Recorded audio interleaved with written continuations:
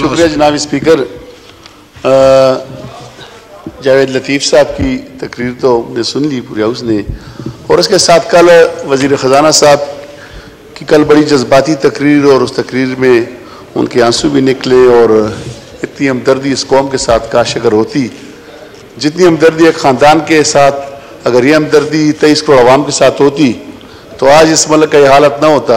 आज वो वज़ीर ख़जाना जिसके लिए एक डंडोरा पीटा जा रहा था कि जब ये पाकिस्तान आएगा तो इस मुल्क की मईशत कहाँ से कहाँ तक पहुँच जाएगी। जनाब स्पीकर, फिर कुछ दिन पहले सेनेट में वज़ीर ख़जाना साहब वहाँ पे कह रहे हैं कि 2013 में हम अगर हुकूमत न संभालते तो मुल्क डिफ़ाल्ट हो जाता। उस वक़्त पीपल्स पार्टी की हुकूमत थी। मेरे ख्याल में इनकी हुकूमत से वो हुकूमत काफ़ी बेहतर चल रही थी, लेकिन वो बयान भी रिकॉर्ड पे मौजूद है। फिर कल वज़ीर ख़जाना ने कहा कि यहाँ पे उनको शर्म आनी चाहिए कि फॉरेन रिजर्व कहाँ से कहाँ तक पहुँचाया, लेकिन मैं कहता हूँ कि हमारे वक्त में 17 अरब डॉलर फॉरेन रिजर्व में छोड़ के गए थे, आज 2 अरब डॉलर के करीब आ गया। हमें शर्म आनी चाहिए और वज़ीर ख़जाना साहब को सोने का ताज पहनाना चाहिए कि 1 साल के अंदर जो तीर मारे इस पाकिस्तान के लिए जो कुछ किया है। फिर उसके साथ साथ उन्होंने ये भी कहा कि इलेक्शन क्यों लेट नहीं हो सकते। जब बेनज़ीर भुट्टो शहीद हो गई थी तो उस वक्त भी इलेक्शन लेट हुए। जनाब स्पीकर, बेनज़ीर भुट्टो जमहूरियत की अलंबरदार थी और इस पाकिस्तान की बहुत बड़ी लीडर थी, और जुल्फ़िकार अली भुट्टो की बेटी थी। बेनज़ीर भुट्टो फोत हुई, वो शहीद हुई, उसके लिए पूरा पाकिस्तान हिल गया था। उस वक्त पूरी कौम परेशान थी, जिस पार्टी में भी लोग थे पूरी पार्टी उस वक्त परेशान थी, और बहुत बड़ा सानिया था पाकिस्तान के लिए। आज बताएं, आज तो सब जिंदा है, आज अरस्तु खुद भी जिंदा है, अरस्तु के लीडर भी जिंदा है। आज किस बात पे इलेक्शन लेट करें? आज इलेक्शन लेट 21 अरब रुपए के लिए हम इलेक्शन लेट करें? कि आपने पाकिस्तान को 1 साल के अंदर वहां तक पहुंचाया कि आज हम 21 अरब रुपए नहीं दे सकते। वसाइल आपके पास, मशीनरी आपके पास, हुकूमत आपके पास।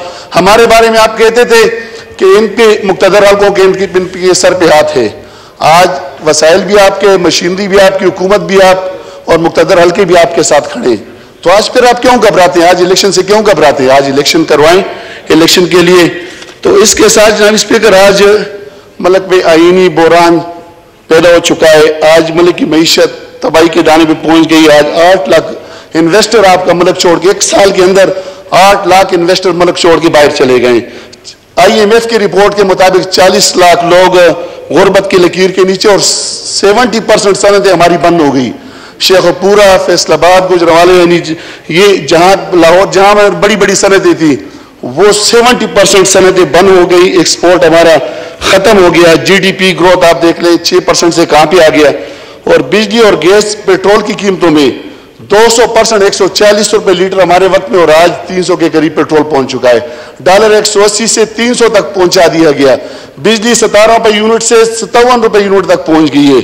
और इसके साथ जनाब स्पीकर, इस वक्त बाकी जो महंगाई की हालत है, आटा 2000 से 6 साढ़े 6 हज़ार तक पहुंच गया। आया ये जो जिसके लिए यहाँ पे डंडोरा पीटा जा रहा था कि यहाँ पे बहुत काबिल वजीर खजाना साहब आ रहे हैं, आया इस वजीर खजाना ने वो हाल किया। हमारी एक्सपोर्ट नेगेटिव सतह पे चली गई, और शरह सूद 9% से 22-23% पे चला गया। अब बैंक खंगले हो गए, खाली बैंक खाली हो गए। करोड़ों लोग जनाब स्पीकर बेरोजगार हो गए। इसके साथ रुपए की कदर में जो कमी आई है वो आपके सामने, मुल्क बदतरीन माशी बहरान का शिकार। और इसके साथ जो गैस की कीमतों में 200% इजाफा, मेडिसिन की कीमतों में 200% इजाफा, और सोना 1 लाख से 2 लाख पे पहुंच चुका है। और फिर जनाब स्पीकर, वजीर आजम साहब ने यहाँ पे कहा है पिछले सेशन में कि इमरान खान कौम से माफ़ी मांग ले, चूँकि गलती हो सकती है इंसान से, और बिल्कुल ठीक है, गलती होती है। हमारी गवर्नमेंट ने भी गलतियाँ की और इमरान खान से भी गलतियाँ हुई, और वो तमाम लीडर से गलती हो सकती है, इंसान से गलती हो सकती है। उन्होंने कहा कि इमरान खान आके कौम से माफ़ी मांग ले। इमरान खान ने कौम से झूठ बोला है, और इमरान खान के ऐसे ऐसे अल्फाज। उससे पहले जनाब स्पीकर, जिनके मरून मिन्नत आज वज़ीर आज़म 2 झंडियाँ लगा के यहाँ पे हुकूमत कर रहा है, आसिफ अली जरदारी साहब के मरून मिन्नत, अगर आज आसिफ अली जरदारी साहब हाथ उठाता है तो आपकी हुकूमत चली जाती है। तो आपने आसिफ अली जरदारी साहब के बारे में आपने कहा कि उसका पेट फाड़ के ये कर लेंगे, आपने कहा कि इनको रोडों में, सड़कों में घसीटा जाएगा। تو سب سے پہلے تو آپ آصف علی زرداری صاحب سے معافی مانگ لیں سوان میں، پھر ہم عمران خان کو کہیں گے کہ آپ بھی آگے یہاں پہ معافی مانگ لیں. لیکن جس کے مرونی محنت آپ یہاں پہ 2 جھنڈیاں لگا کے آپ یہاں پہ بیٹھے ہوئے، آپ وزیر اعظم اور آپ کی حکومت ہے، تو آپ سب سے پہلے آصف علی زرداری صاحب سے معافی مانگ لیں. اور میں پیپلز پارٹی کو خراج تحسین پیش کرتا ہوں کہ اپنی ساکھ کو بچاتے ہوئے بڑے طریقے سے وہ کام کر دیا جو کہ پاکستان تحریک انصاف مسلم لیگ نون کے ساتھ نہیں کر سکی. آج بالکل آخری حد تک دیوار تک پہنچ گئی، اور پیپلز پارٹی نے پھر بھی حکومتی اتحاد میں لڑائی کر بھی اپنی ساکھ کو بچانے کی کوشش کی ہے. لیکن جو حالت آج ان کی ہوئی ہے وہ دیکھنے کے قابل ہے. جناب اسپیکر، اس کے ساتھ جو سوات میں حملہ ہوا ہے اس پہ ضرور ایکشن لینا چاہیے. پوری پاکستانی قوم اس کے لیے پریشان ہے، ان کے خلاف کارروائی کرنی چاہیے کہ آئے دن ہم اس آزاد ملک میں رہ رہے ہیں، اور کبھی ہمارے مساجد پہ حملے، کبھی ہمارے اسکولوں پہ حملے، کبھی ہمارے تھانوں پہ حملے. اور وہ پاکستان کے خیبر پختونخوا کی پولیس جو کہ امن کے لیے ایک ماڈل پولیس ہے، آج وہ بھی غیر محفوظ ہو گئی. اور اس کے ساتھ جناب اسپیکر، علی امین گنڈاپور کے حوالے سے، علی امین گنڈاپور ٹھیک ہے، سیاسی لوگ جیلوں میں بھی جاتے ہیں، کیسے بھی بنتے ہیں، سارا کچھ ہوتا ہے، لیکن جس طرح کا غیر اخلاقی کام، جس طرح علی امین گنڈاپور کے بال کاٹے گئے، علی امین گنڈاپور کے آپ بال تو کاٹ سکتے ہیں، لیکن علی امین گنڈاپور کی غیرت کو، اس کی عزت، اس کی بہادری اور اس کی دلیری کو آپ نہیں کاٹ سکتے. اس لیے جو غیر ناروا سلوک جو کیا گیا علی امین گنڈاپور کے ساتھ، اور میں کہتا ہوں کہ اتنا آگے نہ جائیں، آپ واپسی کا راستہ ضرور چھوڑیں. حکومتیں آتی رہتی ہیں، کل ہم ادھر بیٹھے تھے، آج ہم یہاں پہ بیٹھے ہیں، اور کل پھر ہم پتہ نہیں کہاں پہ بیٹھے ہیں اور آپ کہاں پہ بیٹھے ہیں. جناب اسپیکر، میں ایک شعر کہتا ہوں اسی حوالے سے کہ وقت بدلنے کا پتہ نہیں چلتا ہے. صبح کے تخت نشیں شام کے مجرم ٹھہرے، صبح کے تخت نشیں شام کے مجرم ٹھہرے، ہم نے پل بھر میں زمانے کو بدلتے دیکھا. یہ وقت بدلتے ہوئے پتہ نہیں چلتا ہے جناب اسپیکر. یہ فوراً حالات آج کیسے کل کیسے ہوں گے، لیکن ہمیں کسی کے خلاف اتنا آگے جانا چاہیے کہ کل واپسی کا راستہ بھی محفوظ ہو. جناب اسپیکر، اس کے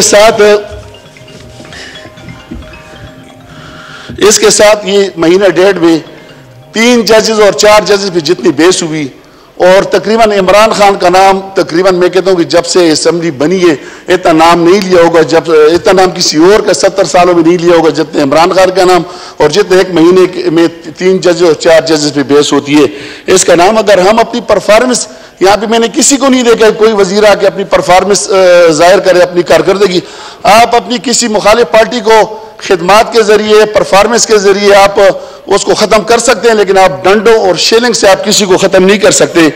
اور پھر جناب اسپیکر، اپوزیشن لیڈر اس دن کہتے ہیں کہ یہاں پہ بیٹھا ہوا تھا، کہتے ہیں کہ جی 3 ججز کا نام سیاہ صفحے پہ لکھے جائیں گے، اور وہ اپوزیشن لیڈر جو کہ فیصل آباد دن کو فیصل آباد کے بازار میں نہیں جا سکتا ہے، پبلک پلیس میں نہیں جا سکتا ہے، اور جو جمعہ اور عید کی نماز گھر پہ پڑھتا ہے، وہ اپوزیشن لیڈر کہتا ہے کہ اس کے جو عطا بندیال سے استعفیٰ کی ڈیمانڈ کرتا ہے، اور کہتا ہے کہ ان کے نام جو سیاہ صفحے میں، اور اس کا نام میرے خیال میں سفید صفحے پہ لکھنا چاہیے کہ جو اس سے استعفے کی ڈیمانڈ کرتا ہے، اور جو عید کی نماز بھی وہاں پہ گھر میں پڑھتا ہے اور وہاں نہیں جا سکتا ہے.